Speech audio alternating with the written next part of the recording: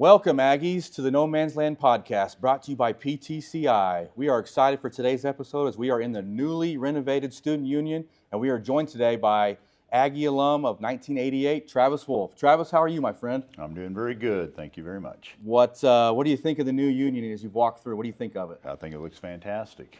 It's been a long time, and it needed the update, but it sure got it, and it looks really good. I'm proud of it. We are very excited. We're very excited to have you today. Before we get into alumni and foundation stuff, just kind of give us a quick rundown of your background, a little bit about what you've done and where you're from, and just kind of just a quick little rundown. Quick rundown. Grew up here, Goodwill, Oklahoma. Graduated high school. Came directly to Panhandle State University, and that would have been in '85. Graduated in '88 with an accounting degree. Began my career in Spearman, Texas. And been with the same company for 35 years and just recently retired. So that's the quick who I am. Well, congratulations on the retirement. Well deserved. Thank you. What now with your spare time now? We talked a little bit off camera, but what do you do spare time wise now that you've retired? First thing is just what I'm told. Other than that, I'm not going to say dabble in taxes, but I still do some work on the side for the firm that I was working for. I've started volunteering a little time at the golf course, working, a little bit of playing. So that's what's getting me by. Good deal. So you're enjoying retirement? Yeah, I think so. Good deal. Good deal. So let's get into the foundation. What is your role with our foundation here at OPSU? So currently, I'm the president of the board of the foundation.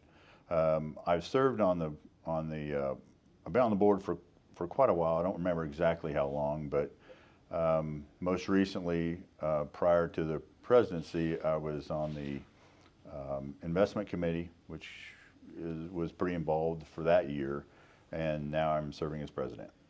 What kind of let people know what are the roles that a president of the board for our foundation? What are the things that you do on a basis to kind of help us out? Well, mostly I think what the president does is I'm just a little more involved with the office, with Shai and Stephanie as to what's going on. So the board typically meets quarterly. That's a little too infrequent to be really engaged in what's going on daily. And so there's an executive committee that's just the officers of the board that are involved a little more directly, and we're just really there, honestly, to provide some direction, support, and all that kind of stuff to make Shai and Stephanie be able to shine like they have been since they've been here. They've done a great job, and a lot of that is because of the leadership that you guys have provided, Yep. but those two have done a tremendous job. What are some things that the foundation does for our school? Like you talked about a little bit, what are some things that the foundation does to help our university out? Well, I guess when I think about that, the only reason it exists is just to support Panhandle State University. That's all we can do. That's all we're for.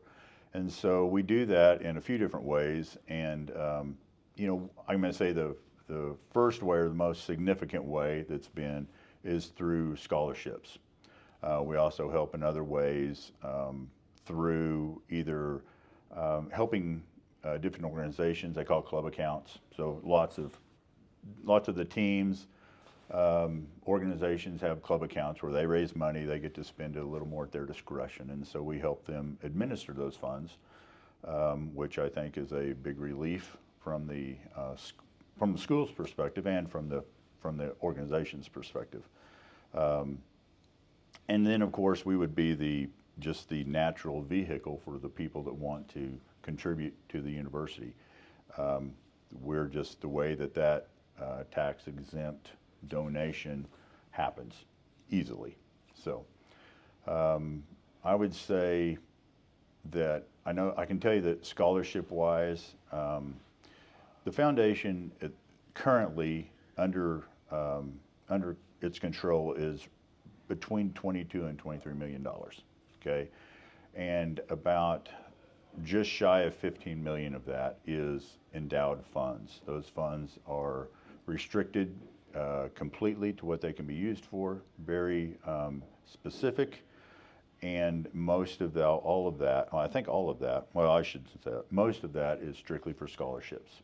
And so that's a big task to award those scholarships, all the communication with those students to make that happen, and just carrying out the wishes of those donors, okay? And so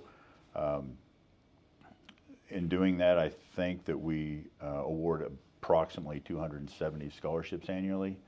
And so that's really just the name scholarships. Beyond that, there's been many things the foundation has done or helped the school do. And so really we're there for any type of support that we can provide. And what we hope is that that's the area we will expand in. Gotcha. So, yep. From your time as a board member to now as the president, has there been anything that maybe surprised you, or you weren't, you didn't know, going into it might happen? Anything on that foundation side that maybe you thought, well, you didn't think would happen, or you thought something new? When I first went on the foundation, what I really thought the foundation was just the hub for scholarships. It's just where people gave money to the school because they wanted to form a scholarship. And really that was the focus was, okay, we are here for scholarships. And I didn't disagree with that. I thought that's a wonderful endeavor, and it still is. But I think what I'm realizing is there's many other needs of our school that we ought to be able to step into, help raise money, help us develop some other areas of our school. And I can't say specifically what that is, but just many different ways. People have tons of ideas. We just don't have the funds for it. And so what we're hoping is we really hope to expand our fundraising ability so that we can do more visible things around campus. Well, that's what awesome. I hope for. Well, you guys are doing a great job, and I have no doubt that you guys will get that accomplished. You talked a little bit about investments earlier. Mm-hmm. Markets go up and down, different things in our world happen. Without getting into details of things, just kind of talk about that, about a little bit about how do markets or political climates or whatever affect a foundation and kind of what they're able to do and things like that. Okay. So clearly the return on those funds is the most significant thing that we have to watch for. And be responsible for. And so what we've done, at least in the past year, related to the investments, is we got in contact with a firm out of Kansas. I might slip the name. Man, I can't quite call the name. But what we did is we've moved our investments under this firm, and they're a separate leg of a big brokerage firm, okay? And so what we found there is that this place had very specific expertise in the area of institutional funds. They had other specific foundations for schools that they had been involved in, and so they just seem extremely qualified. And so what we're doing is entrusting them to navigate all that rough stuff you're talking about. The market's up and down, and we don't know what it's going to do. How are we going to explain a loss or not, or how are we going to maintain this level of funding? And so we've moved to rely on them very, very much in that area, and we're thrilled because it really did feel like a little bit like who's responsible for it? Whose call is it? Who's responsible if? And so we've gotten some professional help in that area, and we are very excited about that. And Good. We think they're doing a wonderful job protecting us mostly. Yeah, that's what we're most concerned with. How has your accounting background helped you as a board member and as the president of the board? Just kind of have an idea about a foundation and how it's run. Well, I think my history is a little bit unique because I don't remember the specific years, but there was a string of years where I actually audited our foundation. our firm did, Okay. out of Spearman. And so I was pretty familiar with our foundation. Yeah. Not any other foundations, nothing to really compare it to, but familiar with the idea of nonprofit accounting, segregating funds, honoring restrictions of donors, that kind of stuff. I didn't have to learn that. That I knew that back when I was auditing. And so I think I got a really thorough understanding, at least of what it was at one time. Yeah. And so I don't know if it's so much necessarily the accounting. It is unique, but it's not unique in the industry. It's just unique compared to other businesses. And I just happened to be able to do that earlier on, and so that helped me a lot. What do you think the role the foundation plays with the Alumni Association in promoting the school and supporting it the best it can be? Mm-hmm. What do you think that relationship, because our foundation and Alumni Association work very well together. Mm-hmm. What do you see that as, what role does the alumni play, what role does the foundation play, and how do they work together? Don't know if I have a great answer for that. I can tell you that the feeling before was that they operated pretty independently. Don't really understand why, when I think technically we were created by the Alumni Association. Yes, sir. Yeah. But it felt like for at least for just my understanding was that the foundation was very much tied to its autonomy.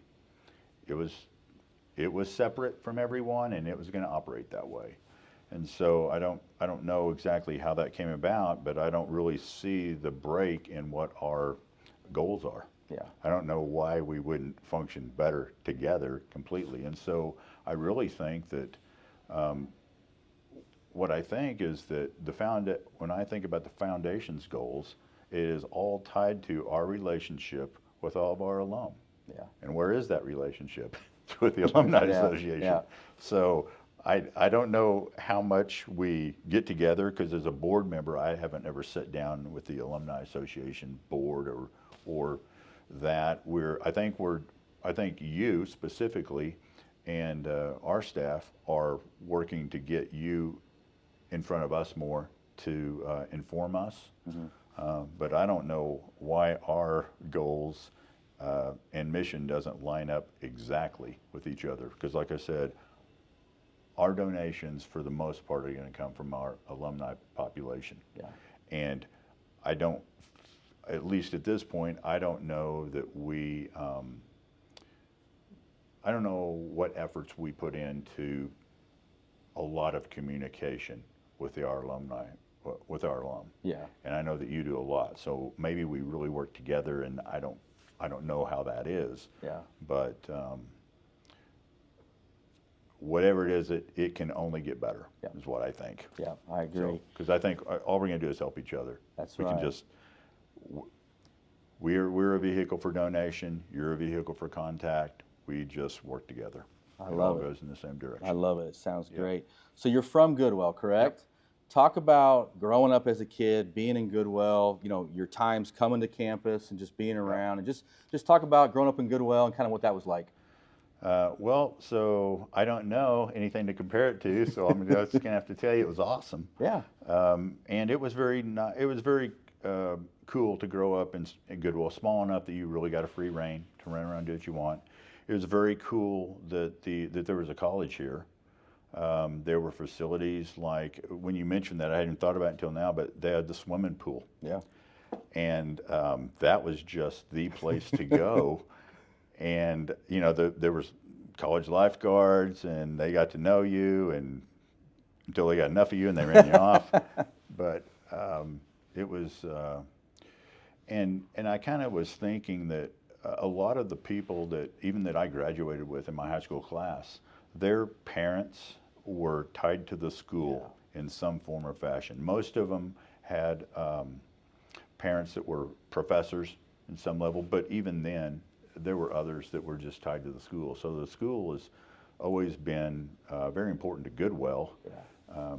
And the history then was that those families, they stayed a long time. Because like I said, I graduated with them 40 years ago. And even then, most of them are still around, those Yeah. families.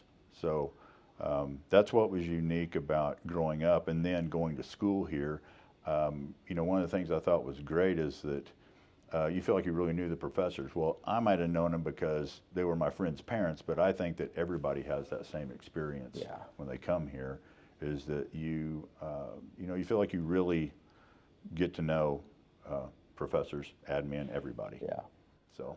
Growing up in Goodwell, were you always, was the plan always to go to OPSU? Did you look at other places? Kind of take yourself back into high school. What was the process to get you here? Yeah, I knew I was coming here.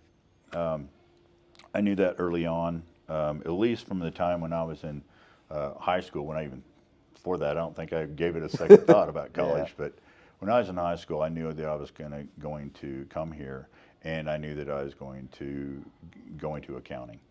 So that was, at least by the time I was a sophomore in high school, I knew exactly what I was going to try to do, and didn't realize until you're older what a blessing that is to have a plan to begin with and not have to Hear figure that, it kids? not have to figure it out on the fly. But yeah, I was heavily influenced by Dr. Edinburgh, so I knew Yeah. exactly what I was going to do. That was kind of my next question is you said by your sophomore year you knew you wanted to get into accounting. What were the things that maybe drove you or got you to that? Yeah, so Roger was my best friend. His Yeah. dad was the accounting professor, so I was just around him enough to think that that was a great thing to do.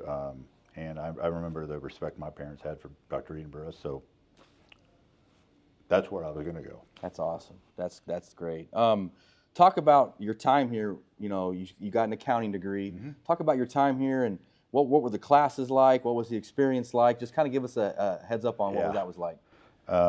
So when I did come, I knew I was going to school here, and I knew I was going to graduate in accounting. In addition to that, I got a football scholarship. So I thought, okay, well, I'll play football. And so that shaped my experience a lot, because there was there's sort of different, realms that you operated in, and the accounting class and the football field didn't Not exactly the same. Not line the up same. very Yeah. good. Yeah. But it was great fun. I just thought it was a great experience. I think there's a little bit of, maybe sometimes the perception that here's another dumb jock that probably won't behave in class, and it doesn't take very long to overcome that.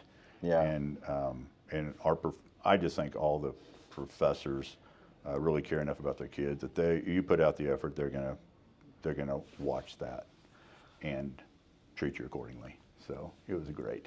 You know, me and you were talking earlier about my father as a CPA, and I didn't get the numbers gene. Yeah. Believe me, my family could tell you that. How was it though, balancing?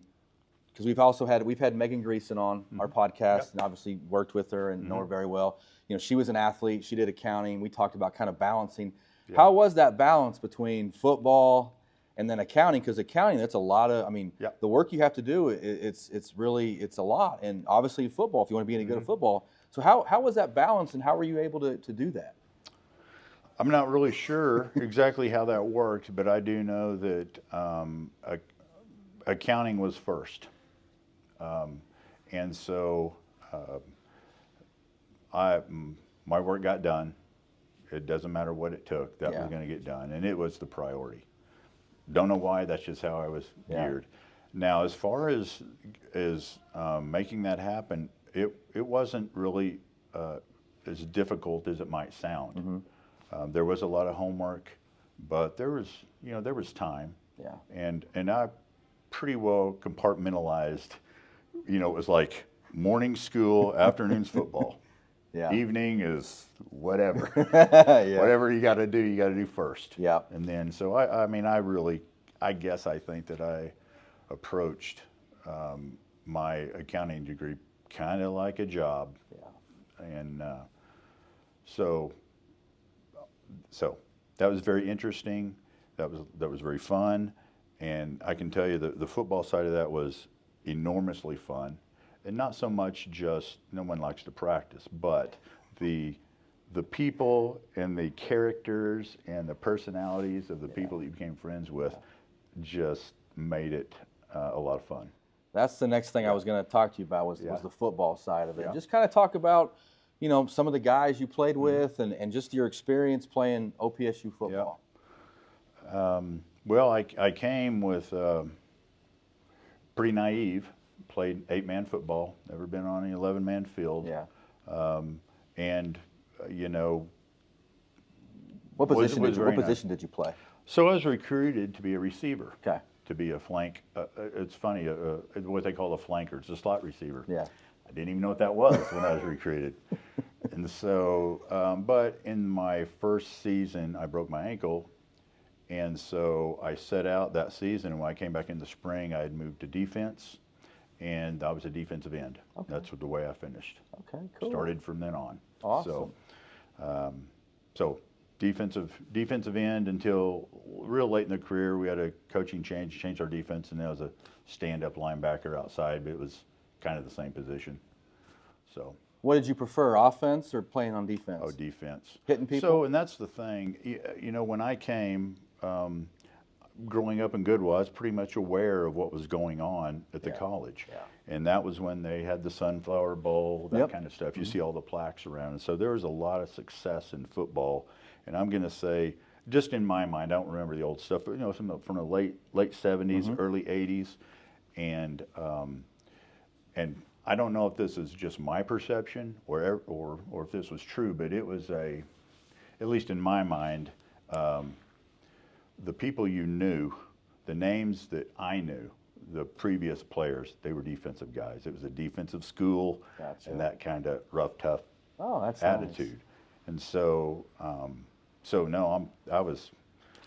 just wanted to play anywhere, just so it would pan out. Yeah. But ended up on defense and ended up fantastic. And then it's just, it's just a place for natural place for characters. Oh, yeah. Offensive linemen and defensive people. Yeah, You got to watch out for them. Exactly. Looking back on your time at OPSU, is there anything you would have done differently or changed, or anything you would have maybe, like said, looking back, said, I wish I had done more of this, less of this, anything like that? I don't know. I think that I never actually lived on campus. So that might have been something that would have been interesting to try. I mean, I spent plenty of time in the dorms. I just didn't live there, So that's something that might have been interesting, or I might have hated it. I don't know. Probably would have got away as soon as I could, but that would have been good. I participated in some other stuff. DJ'd for a while. Just some stuff around. You DJ'd? Mm-hmm. Really? Yeah. That's cool. So Roger, when we were in high school, we would get off in the afternoon and we would come take a college class, and that would get us out of school. And so I think it was I don't know if it was after we were in college, or I think it was right before we were in college. They had a radio station. Maybe they still do. No. Had a radio. I don't know what department did it, but Mr. Russell Guthrie, I think he's still here. Yeah, he was the one that was, at least I think he was the one that was in charge of the radio station, and so we had a show. Oh, that's awesome. Oh, it was awesome. That's awesome. I didn't know that. Yeah, so stuff like that was fun. That's cool. Yeah. And I don't know what else I would have got involved in, but basically, I'd just say get involved in everything. Yeah, exactly. Yeah. You grew up in Goodwill, hometown kid, come to OPSU, play football, do accounting. What are some misconceptions that people that aren't from this area have about Panhandle and Goodwill and just in general? What are some things that you think, maybe guys that you played with that weren't from here, they thought about this place, but then they were like, no, that's not, like, what are some things that you think maybe people think about us here that's not true? I don't know if they have a preconceived notion, but all they know is what they know.